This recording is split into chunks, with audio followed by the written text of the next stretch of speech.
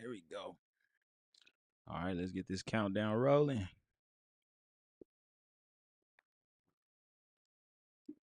Check my levels.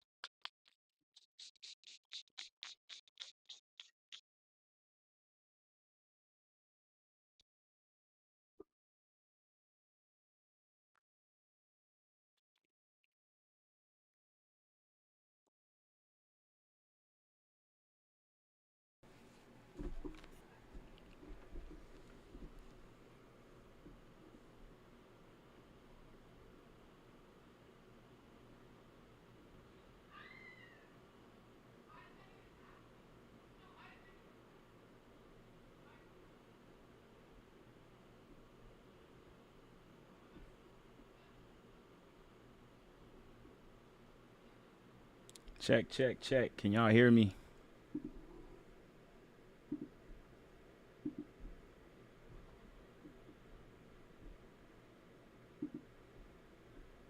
Let me get to it. Hold on. Make sure we working everywhere.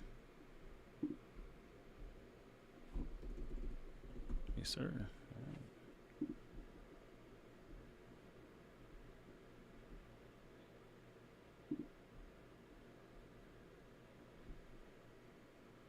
All right. Get this light going. Light right. We have light. Oh man, it's hot in here today.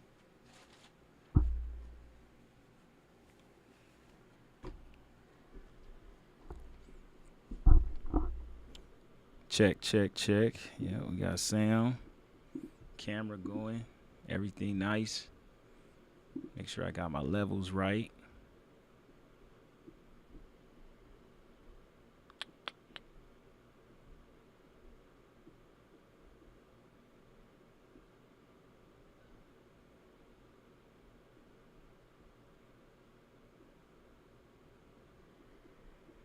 Yes, sir.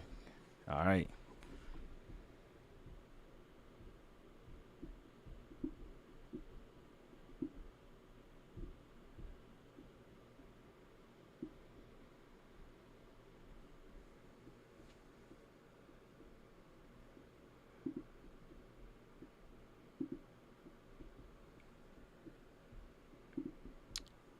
All right. Let's go.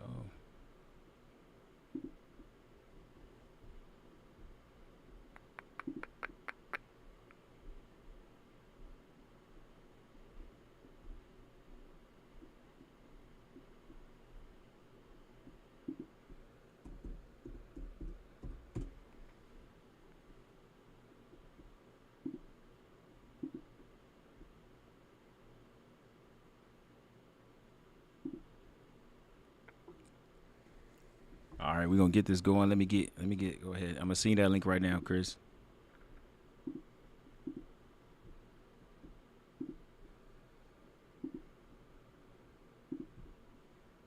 I know where we at with the time. There we go. It's right there.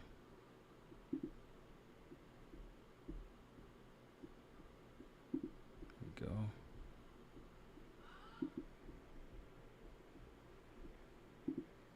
Oh, I could just send it straight there. But that's the link right there. So that's the one we're gonna use tonight.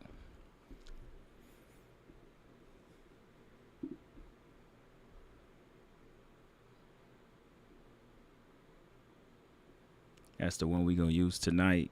Hopefully everybody can hear me good. Let me make sure I got my comments open right here.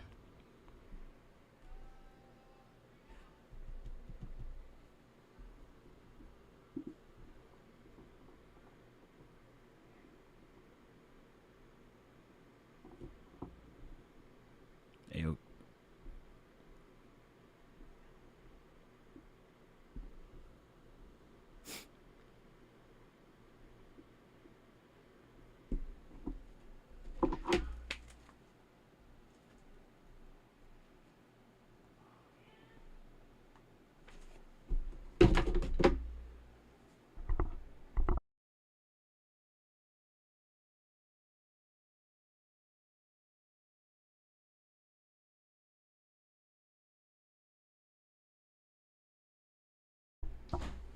All right, here we go. Make sure we live here. Check our audio. I'm gonna check our setup. Get my videos queued up. Like I said, we're gonna wait till we get everybody up in here. I got Squeak tapping in.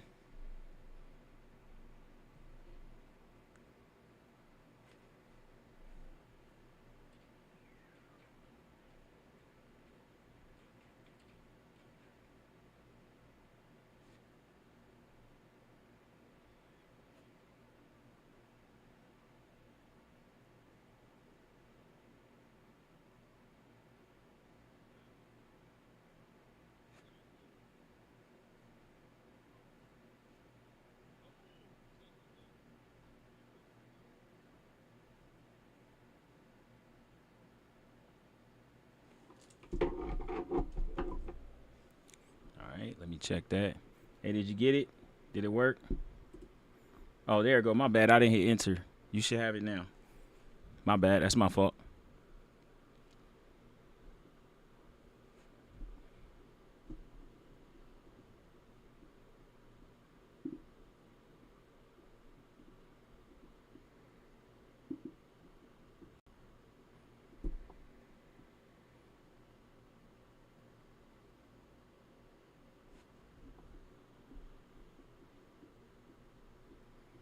All right. No, that's not it.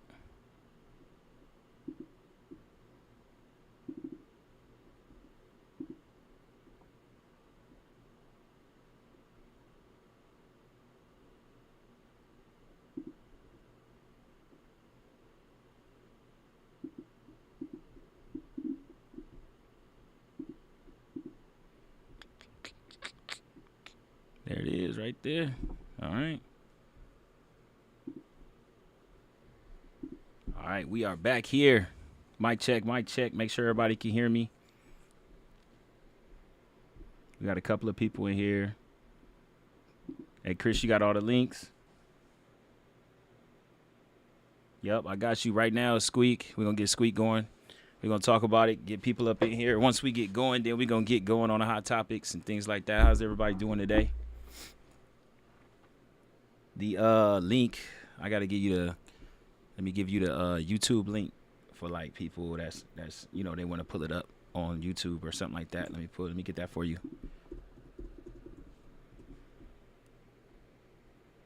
Hearts and helmets. We got 3 people on YouTube. Hey, if you're on YouTube, can you drop a comment? Make sure they're popping up on here. Pop a comment on YouTube just in case. I want to see it pop up on here so we can work it accordingly. This is my YouTube. This is the YouTube link right here. I'm gonna send it directly to you, Chris. And YouTube, just YouTube Squeak, just in case you want to send it out to anybody that's not on Facebook so they can watch and rock. There we go. All right. So we talking about the main thing, what we need to talk about. Should be fun. Let me adjust theme real quick. We're going to be here. No, we're going to be here today. We're going to be right here.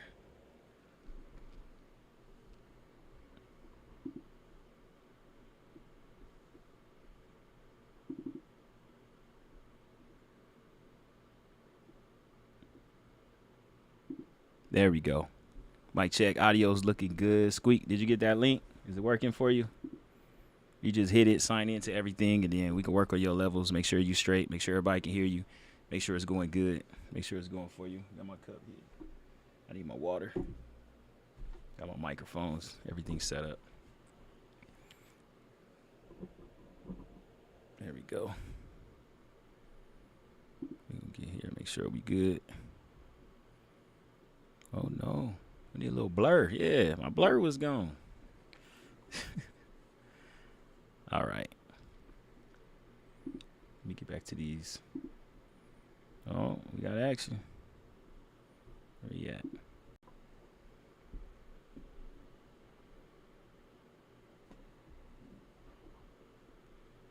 All right, Squeak, I got you in, but I don't have your video yet. Once that go, then we can get going.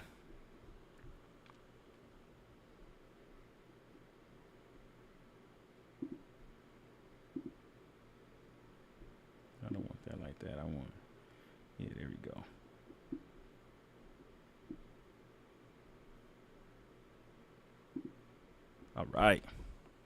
We got games going on right now?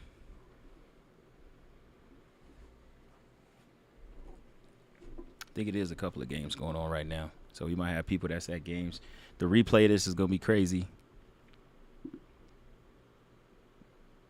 You know, we're going to have to talk about it.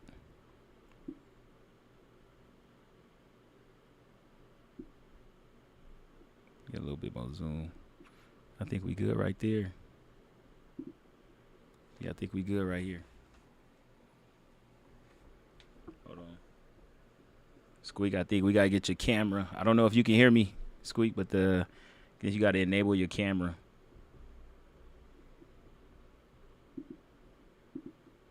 It says that you in here, but I can't see you. Let me see if I go to the guest part, if it'll pop you up. And nope, not yet. Not yet, not yet, not yet. Nope, I can't hear or see you. Try to go out and try to come back in. Try to go out and try to come back in. Yeah, try to go out and then try to go back in.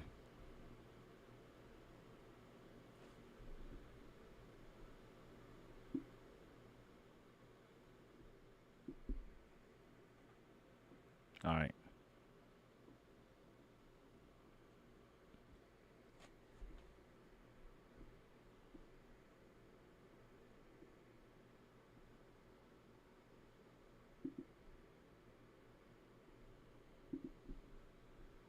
Yep. I'm going to push you out. That way it may go a little thing. So,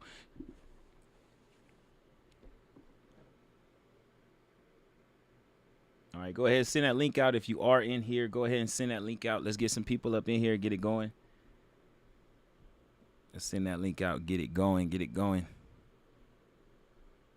Let me try this real quick. I need to set this up real fast. Yeah, it's not showing you. There you go. I see you now. I see you.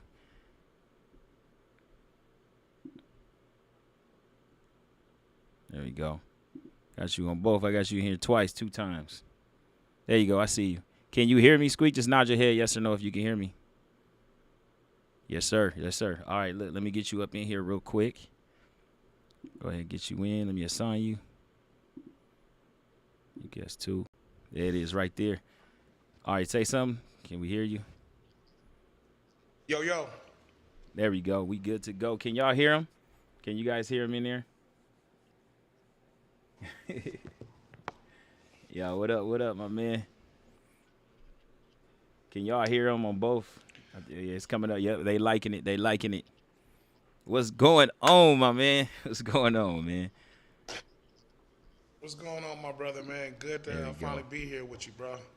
Yeah, turn down the your audio just a little bit of the feedback because I can hear it coming through the thing.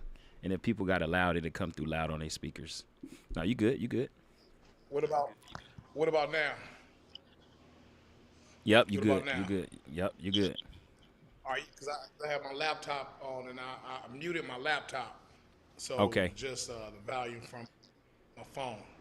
All right, there you go. There you go. So if y'all don't know, I got my man Squeak in here, TDT tackling, Mr. Tackle Man himself, the leader pioneer around here. You know what I'm saying? The man, the myth, the legend, Mr. Big Coach himself. You know what I mean? Mr. Teach 'em all. You know, I can't say enough about him. I'm going to let him go ahead and introduce himself while we get going, while we getting this thing going. Well, for those that don't know, man, my name is Coach Squeak, favorably known throughout the football community as Coach Squeak. My name is Stephen Brown. I've been involved in youth and high school sports for almost 31 years now. I've coached everywhere from Linwood, Long Beach, Moreno Valley, Corona with the Ducks. Had 2 tours with them. And right now, the past 2 seasons, I started a company called Takedown Tackling where I teach and train both players and coaches how to tackle safely. We subscribe to the rugby style tackling, which is shoulder tackling, leaving the head completely out of contact, which is a more safer and a more effective way of tackling. regardless of size, speed, or power. I came up with the idea probably about maybe 3 years prior to launching the company, simply because I think that tackling is probably the most underserved and the most underdeveloped skill set in football, Yeah. not just in the youth realm, but high school, college, and even pros. And so from that, the takedown tackling was born. There you go. There you go. So y'all here, takedown tackling. We're gonna have his information posted on here if y'all want to get involved and talk to my man Squeak or get your kids signed up. We're gonna make sure you get all the information. We're gonna post it in the chat and everything for y'all. So we're gonna roll right into it. We're gonna get right into it because I feel like this gonna be a good conversation that we about to have, especially with all the recent events and things like that. So we're gonna get right on into it. So we're gonna start off from the bottom and go to the top. So in your opinion, what do you think is the best age to start not just tackling, but when is the best age do you think to start training at tackling for a youth kid?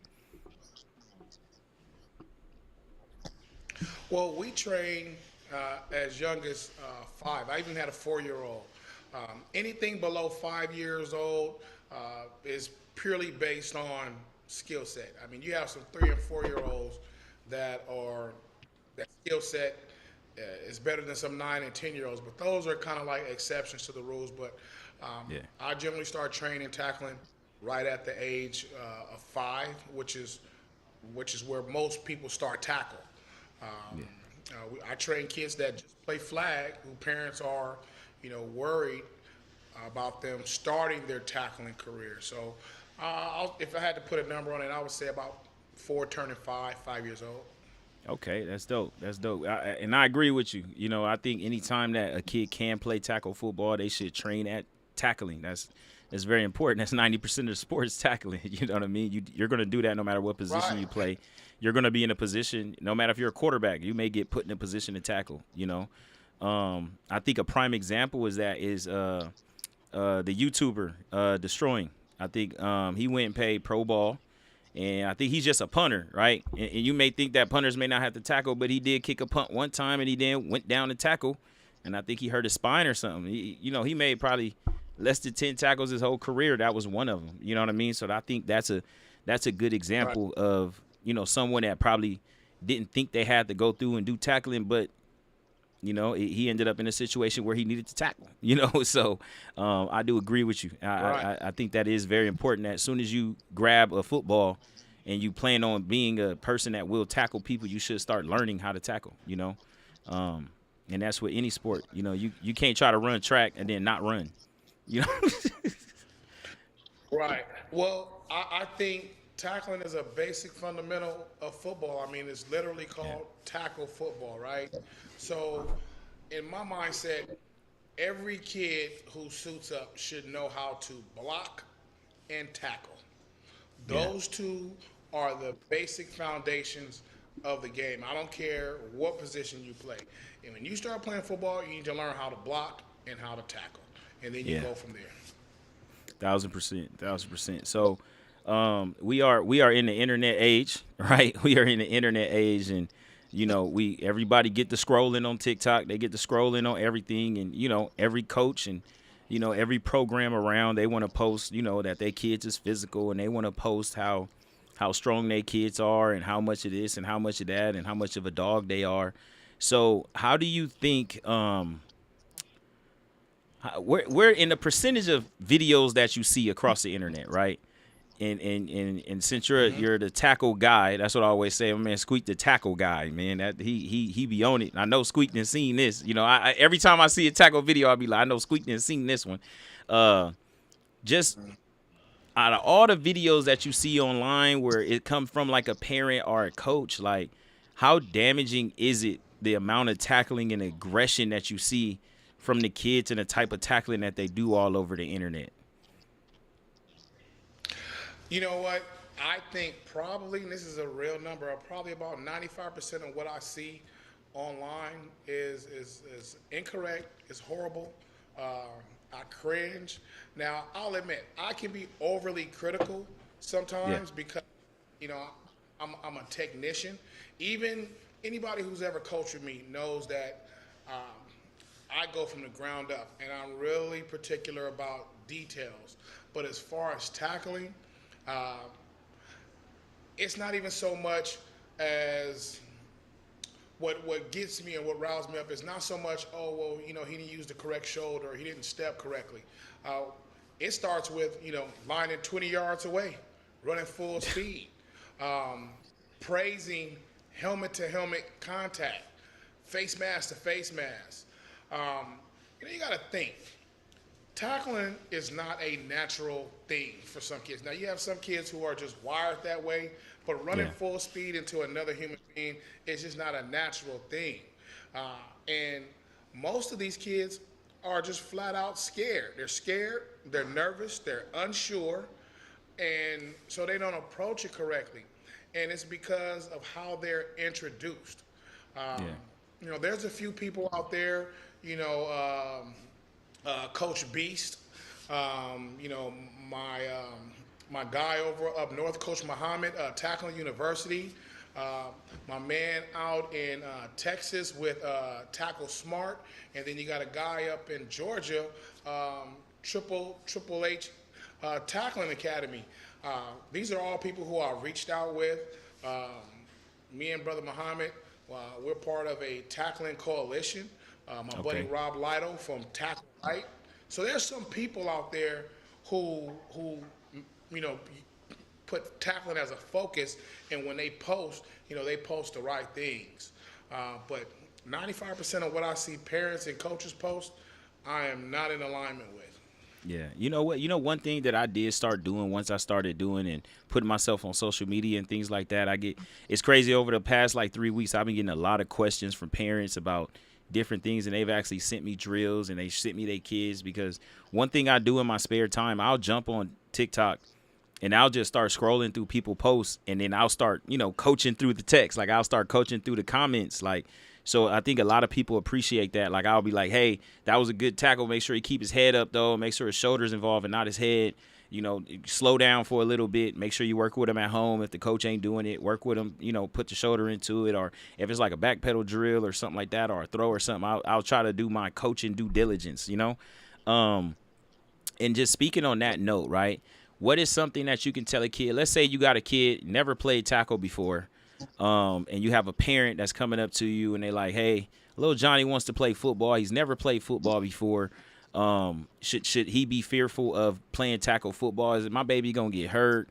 Or what can I do to make him feel safe? Because that's the number one question. I'm a president of the organization, the Falcons. So before every time before someone signed up, they ask me this question: is my kid too small to play tackle? Is he gonna get hurt? I want to protect my baby. Is concussions and head injuries and things like that. What's the conversation that you would have with a parent in regards to something like that? Well, all of those questions and concerns, they're very valid. And so what I tell parents, because I get that, that's the number one, is he too small, this, that, and the third. And I tell people, okay, it's how you prepare, okay? Yeah. There's a lot of information out there on the web that go over, safe tackling. But parents put their trust and their faith in coaches. So what I tell parents is, your coaches only have them for 2 hours at a time. You may have to invest some time and work with your kid on their own, especially if they're just starting out. They're going to need that extra attention. Or go find someone like myself, or someone that does what I do, or does what it is that you're looking to get done, and go outside of yourself and get a professional to help you out. And as far as fear, that's natural. Yes. We have a saying, my buddy Coach Eric, he says, repetition removes doubt. Okay? The more you do something, the more confidence you have, and so that removes the doubt, because a lot of the times kids are worried because they're worried, am I going to get hurt? And when you have confidence in what it is that you're doing, then that removes that doubt, that removes some of that fear, and then you're able to play a lot freely, not worried about on every play if you're going to get hurt.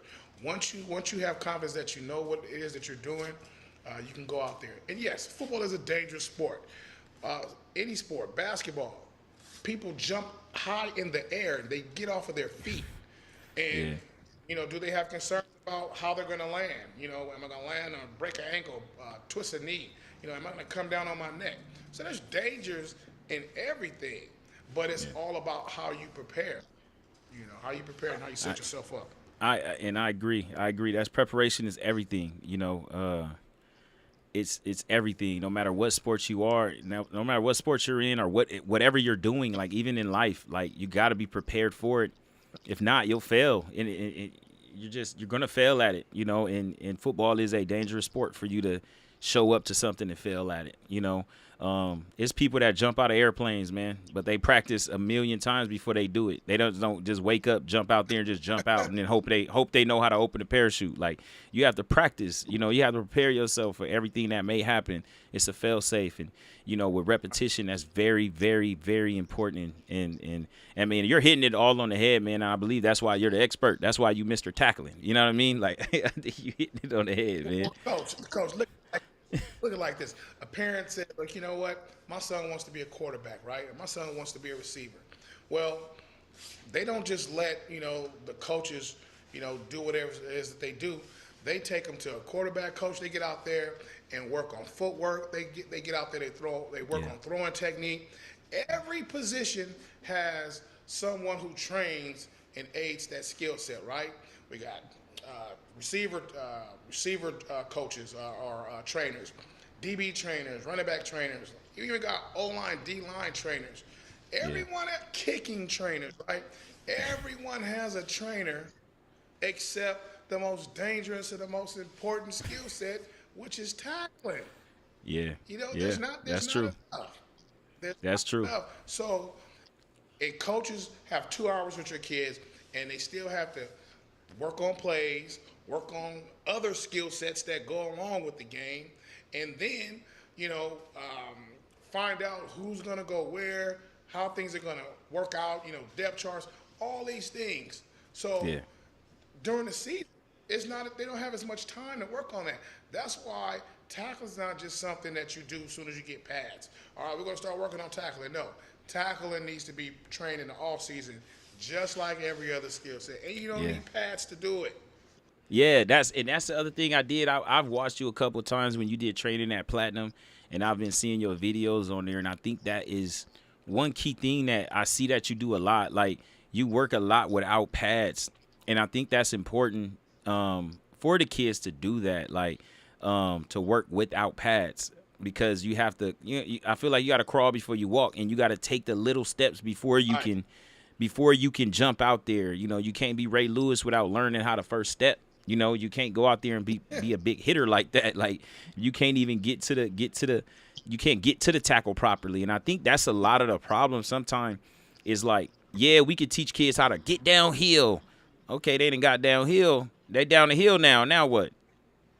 You know what I mean? They down the hill now. And then now what, coach? How far, because, and I'm guilty of this too. I'm guilty of this just like all coaches, just like that's what I'm trying to do with the TGB thing, the Train, Grind, Believe. What I'm trying to do is just my focus is educating coaches on all aspects of football, no matter it's the X's and O's, the tackling, the mental part of it, everything. I'm just trying to educate coaches, athletes, and parents, right? So, every coach, they have to do the heads up tackling. They got to do the training. They got to do all this stuff in the off season to re-sign up for high school. The high school coaches got to go through concussion training and all that. But, I feel like with coaches and things like that, we lost you a little bit. There you go. You came back. With coaches, we do these trainings, right? And then what happens is we got to do this training. And it's like a, 30, 40-minute course, just a refresher. I lost you again, Squeak. 30, 40 minutes. Go ahead. Get situated. Sorry about that. No, you good. But just I'll keep going with the question. You can still hear me, right? Yep. Okay. So in the off season, they do these trainings and things like that, and it's about 30 minutes. We do the heads up tackling thing, and I'm not gonna lie to you. A lot of coaches, especially after you've been coaching for 3, 4, 5 years, and you consistent, you go your little thing. You just, you just click, click, click, click, click, click, click, click, click, Click, click, click, click, click. click, click. You just getting through it. And I'm just keeping it a buck. You know what I mean? They just keep through it. The coach is like, hey man, I've been coaching for 10 years, man. I know how to teach kids how to tackle. But just like in most of my videos and most of my trainings, like I feel like training coaches is very important, because we get stuck in certain ways. I remember when I played football, we was taught to hit with the top of our with the crown, the hard part of the helmet. We was taught to hit with this. You put this through their body, period.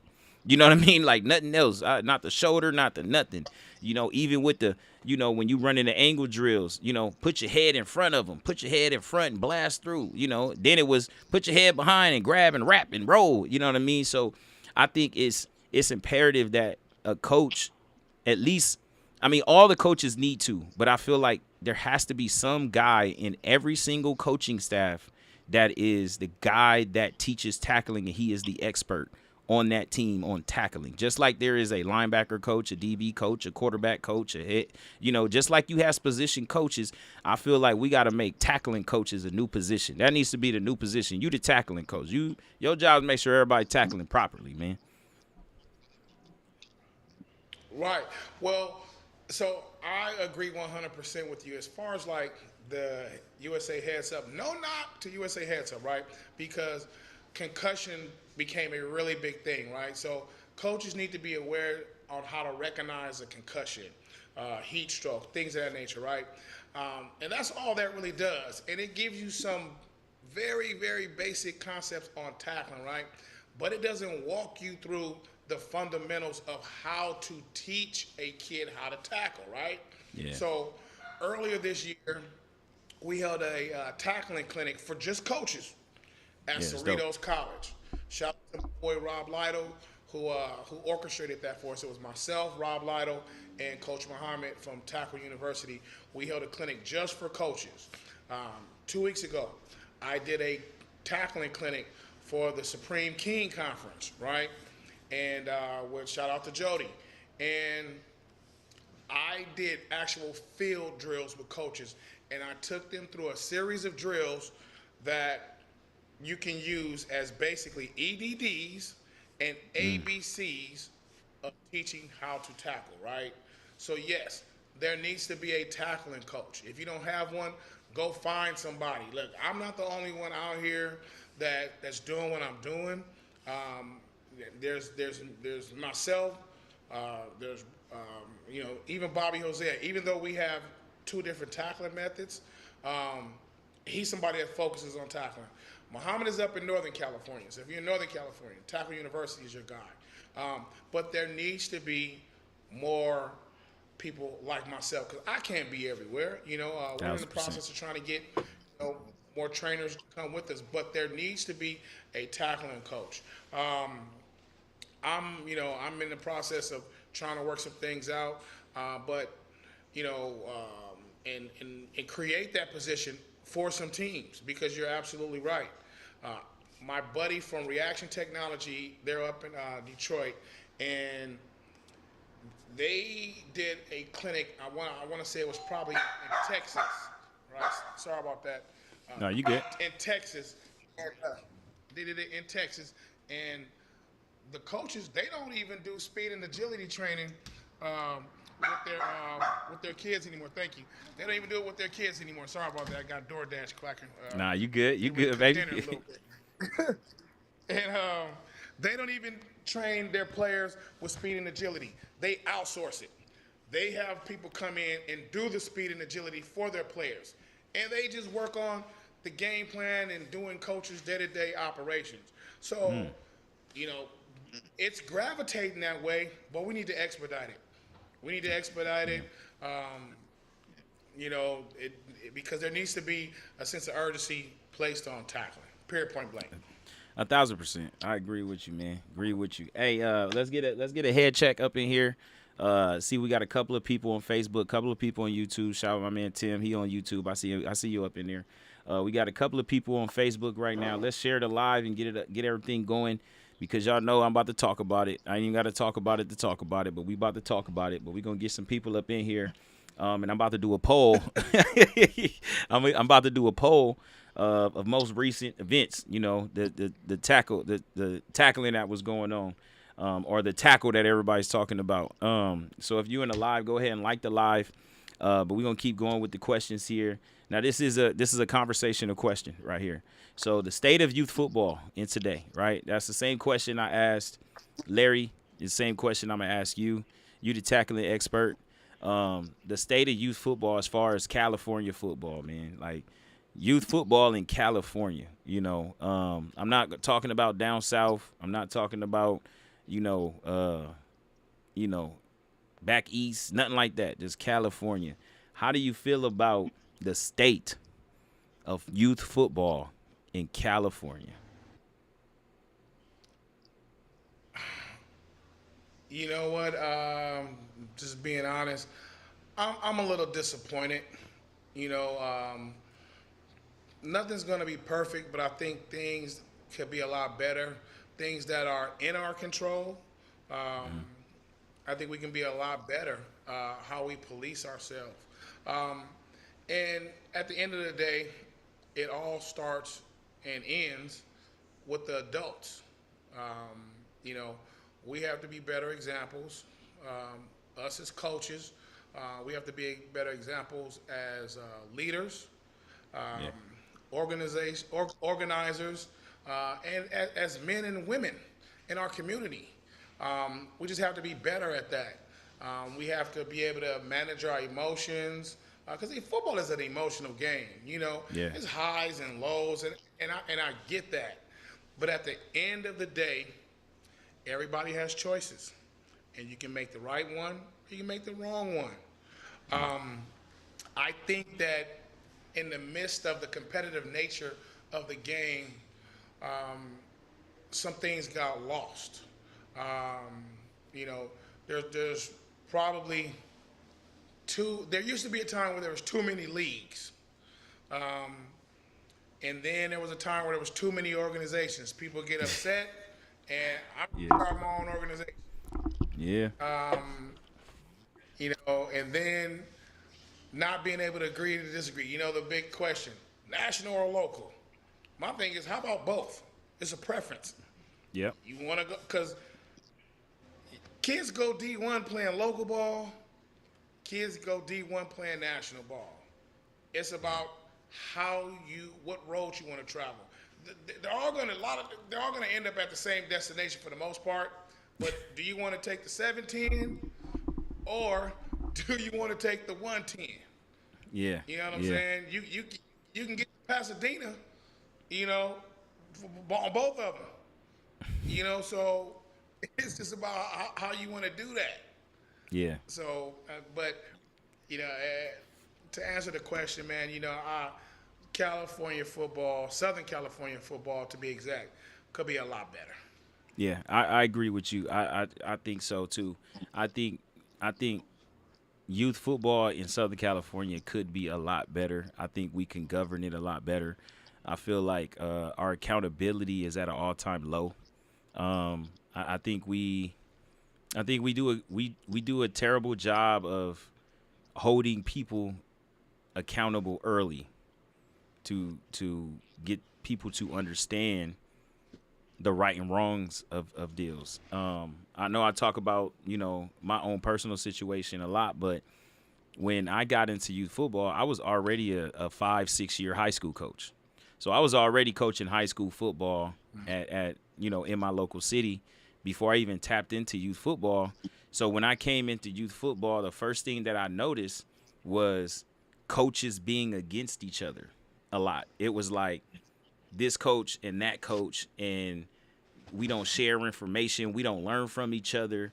That's not part of the same camp. But high school is completely different. Like high school coaches call each other and be like, hey, I'm about to try to run this. How do you do this? And it's just like, oh, yeah, let me send you your stuff. Let me send it. Boom. And they send it over to you like, hey, this is my stuff. Check it out. Whoop, whoop, whoop. Because I feel like a lot of coaches understand that there's nothing new under the sun with football. Everything's been done. It's just way how you do it. You know, that's it. But then once I got into youth ball, it was more so like everybody had their pocket of what they do, and they didn't want to let no one else know how to do it. Now I'm talking about other camps. The great thing, and I feel like I lucked up into a great situation as far as being a part of the Falcons, because I felt like the Falcons had a stable of great coaches. Like, when I mean a stable, like across the board. When I came in, you were coaching, Sean was coaching, Larry was coaching, Kenny was coaching, Levi was coaching. I forgot which McCall that used to coach the 13U over and over again. Like, that was just what he did. I think he went to Hemet and started coaching after that. Yeah. And then the and I hate to say it like this, but the white guy that used to coach the older kids too, for a while. But he used to always had an older group. Brad. Yeah, Brad. Yes, yeah, he Brad. used to coach. My man, what's his name? He used to be like, slow down. My man, what's his name, man? Brett. Yeah, Brett, man, my man Brett. It was a stable of guys. My man, Coach Chris, Tim. It was just a stable of good coaches. Bobo. Like, it was, man, yeah, Bobo too, man. Like, it's hard to name all of them. And then you got all these great coaches in one area, all coaching, all competing. We at practice getting everybody better. And, it's like you don't see that no more, man.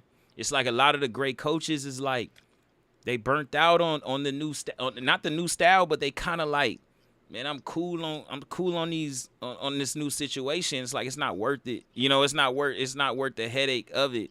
And at some point you can't blame them. You know what I mean? Like, you can't blame them at some point, because it is you putting your whole livelihood out here on the table just to coach kids. Yeah, and to your point, as far as like high school coaches, it's like you said, it's a lot different, because if you have aspirations to coach at the next level, or even just at the high school level, you and that guy may be coaching together at some point. There's a strong possibility. Things don't go right here at this high school, go to another high school. You could actually be coaching with that guy one day. That's how small the coaching community is, from high school to collegiate on up to the higher ups. Yeah. You could one day be coaching with this guy, either coaching over him or under him. Yeah. So that's why that community is a little bit different. Now in the youth game, totally different. Depending on as far as sharing information. I come from a time where, rest in peace to my boy Coach Kev, who used to coach for the Compton Vikings. I coached with him with the Linwood Junior Knights. Met that brother. He gave me his whole playbook, because I was just talking to him about his system. The brother gave me his whole playbook from years of coaching before me. He didn't have to do that, but he shared that with me. People would do that. Coach Keefe done gave me a playbook. Coach DJ done gave me a playbook. I done got playbooks from all kind of coaches, because we all kind of learn from each other. We saw what worked for them, incorporated it with ourselves. And I've done that with several other coaches. But nowadays, it's just not the same as a whole as it used to. Maybe with some people, but as a whole, the culture has changed. We've allowed competition to take away from the brotherhood of coaching, because it is a brotherhood. Yeah, I agree. And it's okay. Brothers are competitive with each other. It's healthy, but there's a line that should not be crossed to damage the actual brotherhood. Yeah, you know what I'm saying? Take the Falcons. We used to play each other in the Super Bowl. Go figure. At multiple levels, and playing for all the marbles, and still have that brotherhood, win, lose, or draw. Yeah, 1,000%, man. And I loved it, man. I loved it. Then that jumps back on what you said earlier about how people get mad and want to create their own, and then now it sugarcoats everything. That's a whole nother podcast. I'm gonna try to get all the heads involved, especially in Reno Valley, and talk about it. About it. Because, I feel like it is a conversation that needs to be had. You can look at, like, right now in our area, and not to put my area on blast or anything, but at the 13U area, the 13U is out here, the 8th graders, right? man, within 10 miles of each other, and I'm not lying, there is 7 13U teams, and none of them have a full competitive, ready to go, 1,000% like we can make a super run team, because they're so spread out. It's like they got, 19 here, 12 here, 15 here, other than like, look, man, let's make one great one. Let's make one great one and make a run so we can put on for the city. But then what happens is you got a lot of egos involved. You got a lot of, everybody want to be the chief. Nobody's okay with not being the chief. So and that's a whole nother conversation. Right. You know what I mean? But at the same time, it's like I with what happens. Just like with the Falcons, how y'all had the red, the black, the gray, the white, different teams. Like, but everybody knew the top team was this color. the one underneath here was this color, and this one was this color. But the crazy part of it, there's so much talent in our area that the 2 tops can compete, and 3 and 4 can compete, because it's competitive, and that makes all the kids better. And then you see the translation, like, so you would think. And you would think, since we have all these programs in Moreno Valley, right? We have all these programs in Moreno Valley. You would think our city would be loaded with 9th graders coming in every year, but we're not, because everybody bickers and fights and talk about each other so much. The kids just go somewhere else. They just go to a whole nother city and play. Yeah. They go, they go to a whole nother city and play because you didn't talk so much about this coach or this organization, and you didn't talk so much about this coach and this organization. So when I took over, it's crazy how the conversation just jumped all the way to the left. But when I took over the organization, my whole goal was to work with everybody. Like, I didn't want to hate and take nobody from nobody. And I can truly say this in front of everybody that's here to rewatch it. Y'all can clip it and send it to every president that you want. I have sent kids to every single program in Moreno Valley. If you are not a Falcon fit, I send them to where I think they're fit. And that's just, it is what it is. The Falcons, we going to play everybody. We not going to shy away from playing nobody. We put together a good team. We going to put you up against the best. We going to do that. And if kids aren't ready for it, then I'm going to put you somewhere where you can be successful. Every kid isn't built to go to Mater Dei and Bosco. Every kid's not built to go to Centennial, Right. But that don't mean they can't play football. And that's the whole thing. And just to revert it back to tackling, right? Every kid ain't Ray Lewis. Stop telling these 100-pound kids to go head up with 200-pound kids for no reason and calling them soft. Well, look. Let me address that right there, right? So, what it is that I believe, as far as like tackling, the goal is to take the ball carrier down. Yes. Okay. If you make a big hit, that's fine, right? Yeah. But the goal is to get the ball carrier down. So the big hits are celebrated more than just the tackle itself. Yeah, Everybody that's crazy. wants to go, ooh, ah, ooh, ah. Nobody cares about that. All right, the people who really understand your job is to take the ball, get the ball carried down. Get them down and get them down now. So we're not emphasizing on the boomstick. If you execute the tackle correctly, there's a good chance that the boomstick will happen. But if not, just get them down. Yeah. Because a lot of tackles are missed trying to make the big hit. Just like passes, catches are dropped because you're trying to Odell it. Yeah, you trying to go with one instead hand. of going up with instead of going up with 2 hands. You know what I mean? So just embracing and celebrating the fundamentals of whatever the skill set is, and at the end of the day, let's celebrate the result. We don't care so much as the cosmetics of it. You want to make the tackle, and I celebrate. Don't get me wrong. Everybody loves a big hit, but we want to do it right. I don't want to want to do it right. We want to do it safe, because it's all fun and games until it's your kid that doesn't get up off the field. That part. You hear what I'm That saying? part. All fun and games until it's your kid. Whether he's the giver or receiver. okay? Because we still want the game to be safe. We Yeah. still want kids to be able to play. If kids can't play and parents are scared to put them and sign them up, you don't have a game.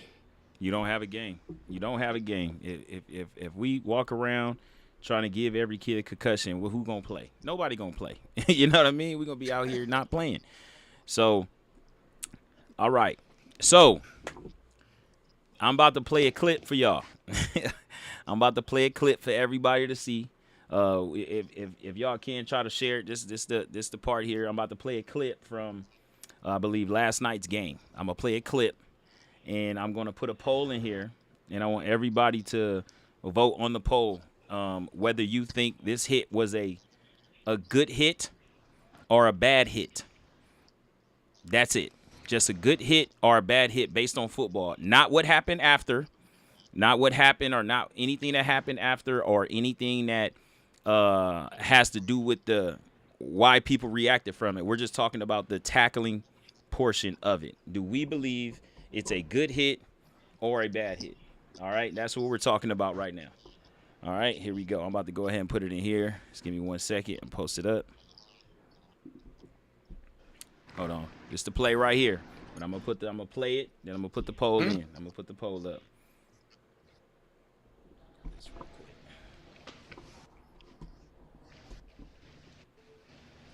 All right, here we go. Coach, Yep. let me in the green so I can bring it up on my laptop. All right, here we go. Here we go. Well, you're not on the screen right now, so you good. You should be able to. You can do whatever you want. They can't see you right now. Yeah, they can't see you. They can't see you right now. Okay. Go ahead. All right, here we go.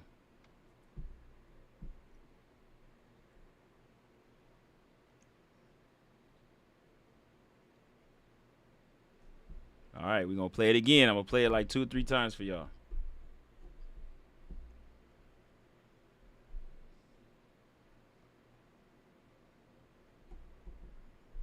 Now, we aren't talking about kids. You know, right here, this is kid 1 and kid 2. You know what I mean? That's all it is. This is just kid 1, kid 2. All right? All right, so I'm about to bring you back on.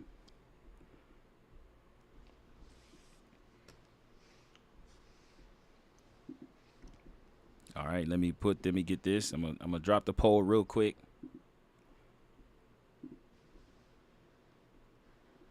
All right, did it go in there?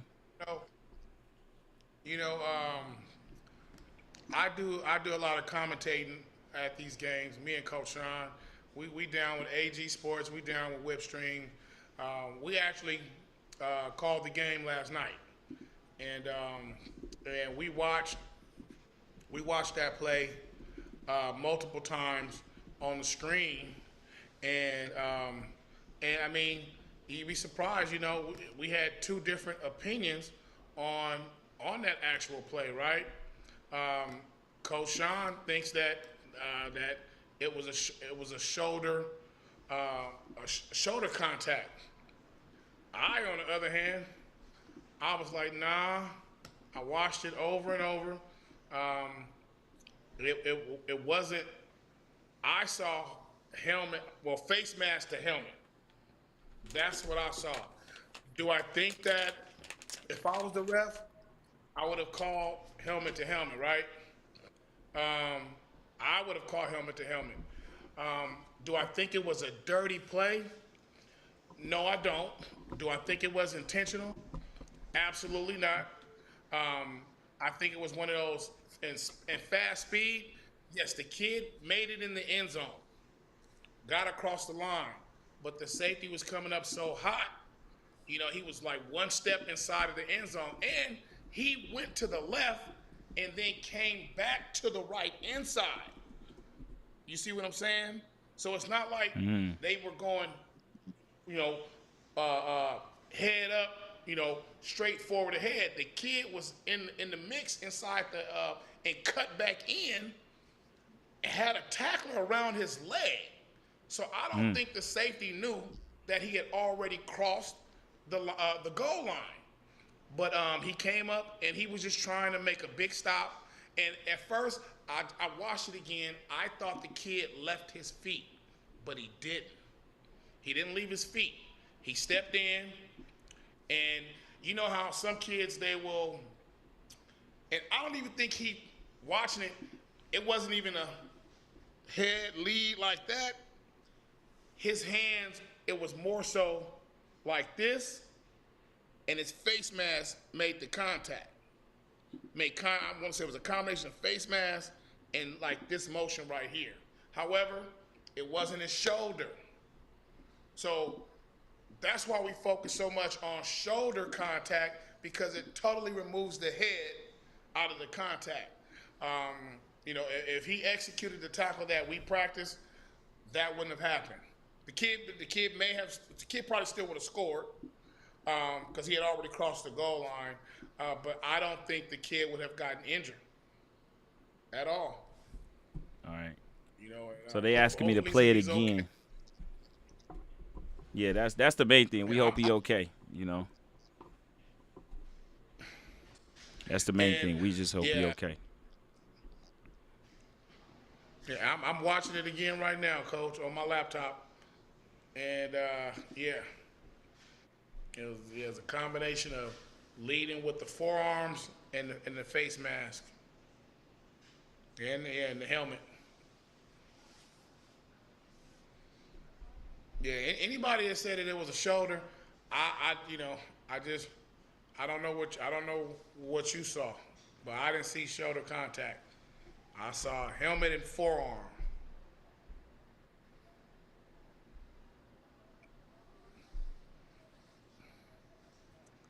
And Coach, I watch tackles like this all the time. It's basically my job too, right? I see these tackles and I see where there's room for improvement. I see where there's room that could have prevented injuries or possible injury. People don't focus on things until an injury happens, whereas I'm precautionary. I'm trying to catch it before it happens, because I don't care how much TDT takedown tackling you do. This is still a full speed, dangerous game, and all the technique in the world is not going to save you if something goes wrong. You're going in with the correct technique, but he moves here suddenly, an angle here, an angle there, and things could happen. That's why they tell you football is a dangerous sport. You can have all the technique and intentions in the world, and something could happen. Hell, you could walk out of your house and trip over your feet and trip. Y'all see MC Light falling on the stage on social media? She didn't intend to fall, but an accident happened and she fell on stage. So they asking me, can I pause it at the contact? So I'm gonna try to get that off camera and pause it on the contact, and then pull it up.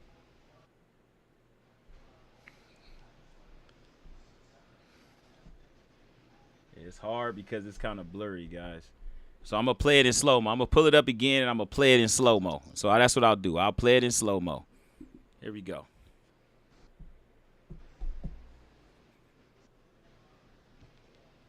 It's the whole play. I'm going to play it in slow-mo. And like I said, we are not looking at this to see a big hit and cause controversy. We just talking about the tackling.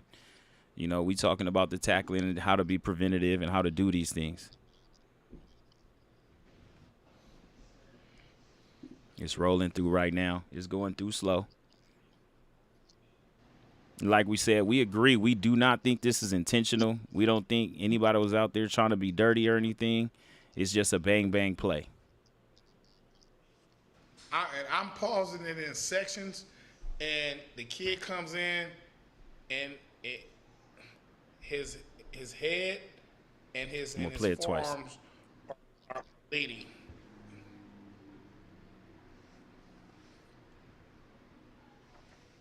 I'm going to play it one more time, then I'm going to pull Squeak back on the screen.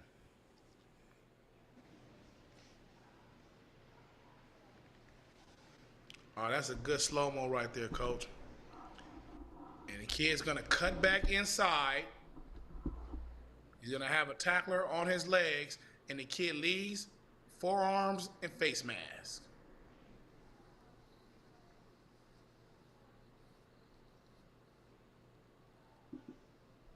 All right, there we go.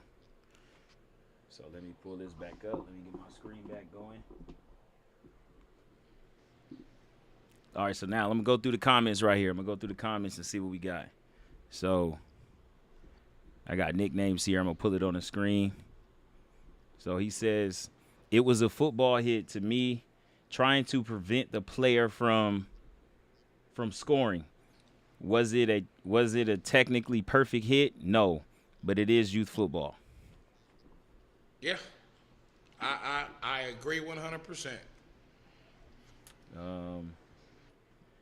Sarah on Facebook, she said no, it was a clean hit, just fueled. Like you could tell it was fueled. She said like it has some energy behind it. Well, I got a question for her. If first of all, I want to ask if did he lead with his head? If he led with his head, is that a clean hit? What's a clean hit? Because I guess that can probably vary from person to person. A clean hit is a strike with the shoulder for me. Got you. That's a clean hit. You know, but you know, I want to know the people. Do you think he led with his head? Yeah, that is And it. if so, That is it. Do you think he led with his head? So Sarah also put. So Guilford put. Well, I'm gonna stay on Sarah real quick. She said that Cam had to learn to control that safe tackle technique.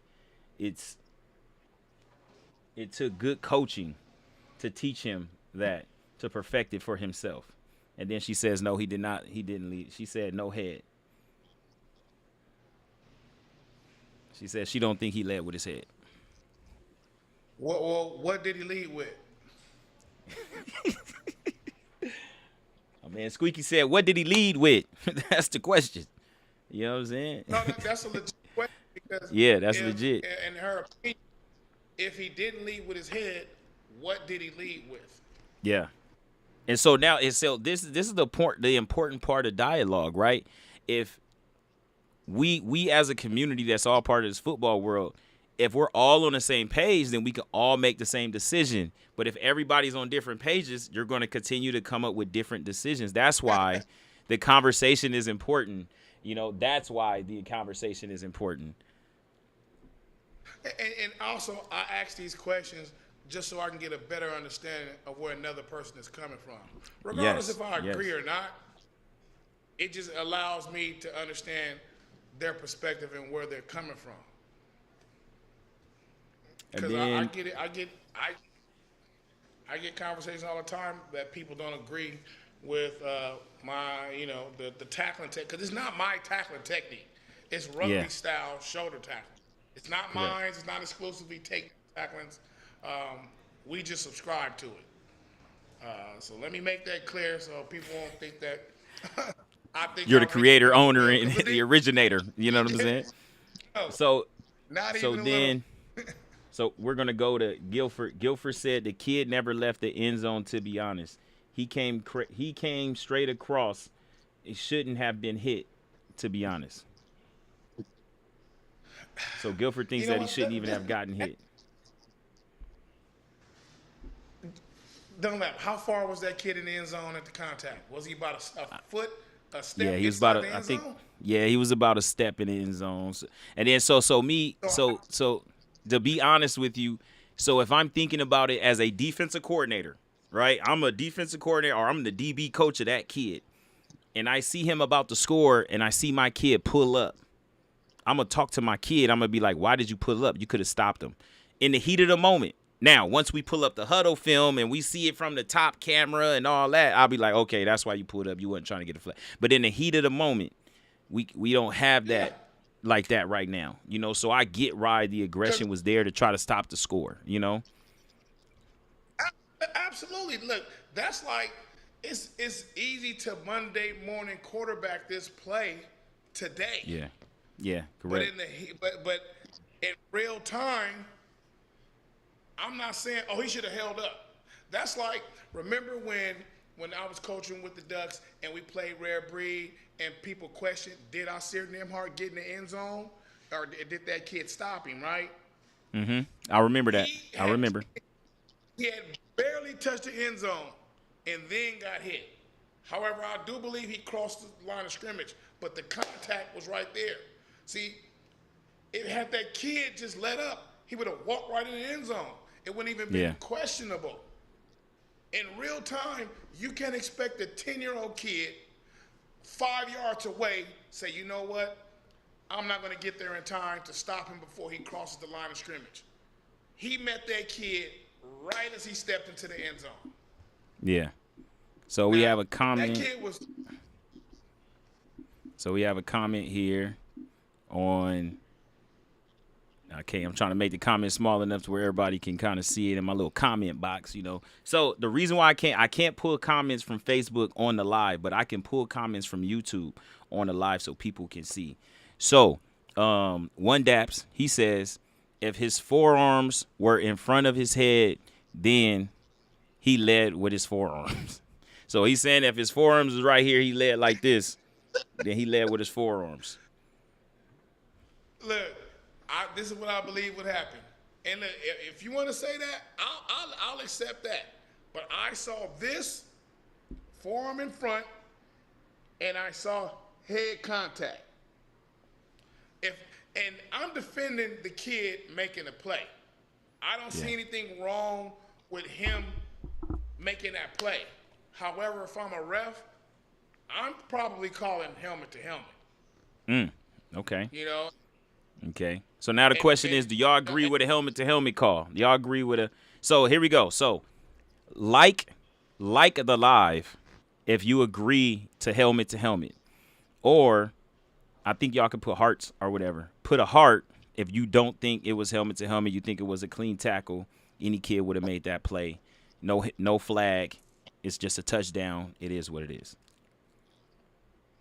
And I mean, I after watching it several times and seeing the forearm involved, I could see why the ref didn't call it. So I see a couple of likes. So what do the likes mean? Helmet to helmet? The likes mean that it was helmet to helmet. The loves mean it was clean. Okay. Unless I got that backwards, y'all let me know. You know what I'm saying? so One Dap said, not helmet to helmet. Good tackle. That's on YouTube. That's on YouTube. So here we go. So Guilford says, he said one thing to step forward and make a hit. He came across laterally. He said either way to the head is illegal. Forearm or head to head, illegal.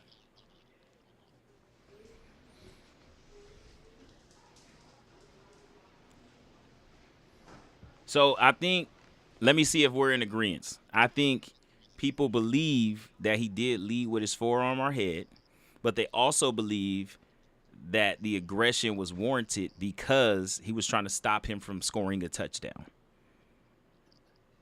Am I right, chat? Am I right? Just put yes or no if I'm right.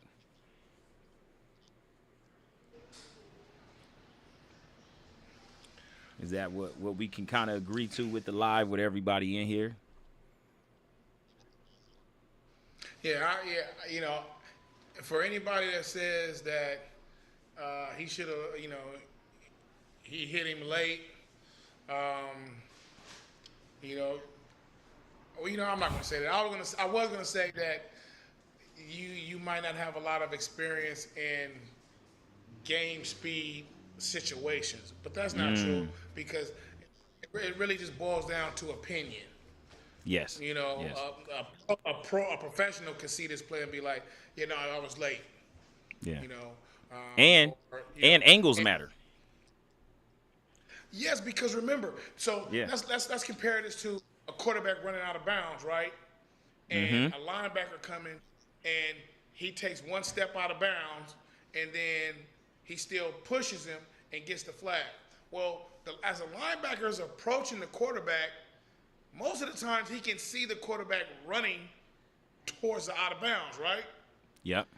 In this situation, I can't 100% say that safety saw the kid coming because remember, he went to the left and came back towards the right. Correct. So if I'm a safety and I see him going to my right and then cut back to my left, I'm trying to come and fill that hole. Yeah. And that's what I think he did. Yeah. I think, to me, and I hate to be on the fence, but I think it's bang bang. I think it's a bang bang situation. Could the kid have, got a little different a pad level? It may have put his shoulder into him and took him down and squared and drove him out of the end zone. Yes, most definitely. But do I think he led? Do I think he went for the hit stick? Yes, most definitely. He went for the gusto. He was trying to keep him out of the end zone. He did lead. He did come up like this to try to come through. He hit just like it mattered. To come with the hit stick, they come in like boom. They come in just to try to knock them back.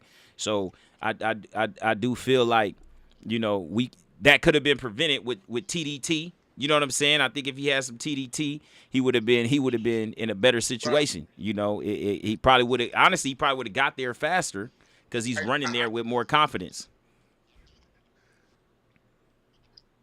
You know what, Dunlap? Because remember, there's a guy around his waist as he's going in the end zone. It's not just one-on-one, right? I don't even think if this dude would have came in and did a shoulder strike at that kid's hip, he would have kept him out of the end zone. I think he scores anyways. Yeah, he's in there. Okay. So I think a lot of people, I think the conversation drifts to, now that happened, the reactionary part of the crowd, the reactionary part of the parents, of the families, of the people that's watching the game, and how people react to those hits, that half of the crowd think it's illegal, the other half think it's legal. And now we're reacting. I feel like as a community, we always react like everything is intentional. Everything was like, he meant to hurt that kid. He meant to do that. Me, when I watch football, I see it as a sport. Stuff happens. Stuff happens sometime. Is there some intentionality to things sometime? Yes. Sometime it is. But at the same time, the same way how people are put on the field to make hits is people that's put on the field to avoid hits, and it's people put on the field to help hits from happening, right? I think it's a combination of learning how to take hits and give hits. Mind you, the kid was wrapped up on his leg, so he couldn't really protect himself as far as moving around or doing his thing. And at the same time, the same way how he's trying to score, it's the same amount of people trying to keep him from scoring. So it's and that's what we talk about, bang, bang. A lot of these decisions have to be made because it's bang, bang. We have to be decisionary quick. But what I'm going to do is, after the live is over, I'm about to post all the Squeak stuff. You guys can get in contact with him as far as tackling and setting up a session and getting it going. But I do feel like we have to keep the conversation going. I do think the conversation needs to keep going. We got to have the conversation, right? We got to have the conversation. So what I'm going to do, just in context of time and trying to break this up into two different segments, because I want people to be able to sit there and watch all of your tackling and not have to watch a 2 or 3 hour long live, right? So I'm going to cut this live right here, and then I'm going to restart a live, and we're going to talk about more so on what happens in the aftermath of big hits and how reactionary it is for the crowds and things like that. And maybe I can pull in a couple of people to get their opinion, and we could talk about it. We could have a conversation about it as far as keeping youth football safe, as far as tackling, and as far as our attitudes and as far as our maturity and keeping things going. So just to close this out, appreciate you, Squeak. I'm going to keep you on, though. I'm going to close it, but I'm going to keep you on, bring you back. If you got time, bring you back on. Yeah. Appreciate Squeak. I appreciate the 22 people we got on Facebook, and we got 7 on YouTube. Appreciate you guys. That's our max barometer this time. Now, the last video got over almost 2,500 views on it. I think this one's going to run up once people start seeing it's there, but we're going to have another one right after that. So make sure y'all just close out this one. There's going to be another one within 5 minutes popping and going on. If you want to get put on, just contact me or Coach Chris, and we'll get you the link so we can get you on so we can have a conversation. Like I said, appreciate you, Squeak. And if you got anything you want to say before we close it out, this is now the time. Go ahead and say that. You know what? I just want to close out saying, prepare your kids. Respect the art of tackling. We take it for granted. Oklahoma drills. That's not how we teach tackling. That's how we see. That's a game simulation